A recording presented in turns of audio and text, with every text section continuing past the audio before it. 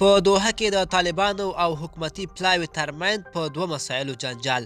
دا چې جنجال په څه رامنځته شوی دی، ویډیو تر اخره راسره وګورئ، په هر څه به پوه شئ. سلامونه ملګرو، په دې هیله چې تاسو به روغ او جوړ یاستئ. زموږ چینل ته ښه راغلاست. که تاسو زموږ چینل ته نوي راغلي یاست نو مهرباني وکړئ د ویډیو کتو نه مخکې زموږ چینل سبسکرایب کړئ.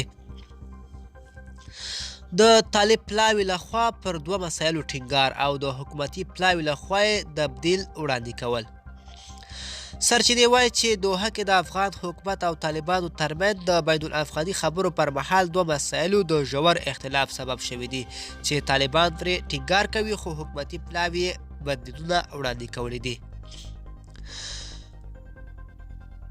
د حنفي فقې په رڼا کې د مسایلو حل او همدا ډول د امریکا او طالبانو ترمنځ د سولې شوي تړون اړوند د بین الافغاني خبرو وړاندې وړل هغه دوه مسایل دي چې طالبانو پرې ټینګار کوي، خو بیا حکومتي پلاوي بدلونونه وړاندې کړي دي. د افغان حکومت پلاوي دا له طالبانو سره منلې ده چې د سولې خبرې پر مهال باید مسایل د حنفي فقې اړوند حلیږي، خو په افغانستان کې به بیا د شیعه حقوق او مذهبي ازادي ساتل شوي وي.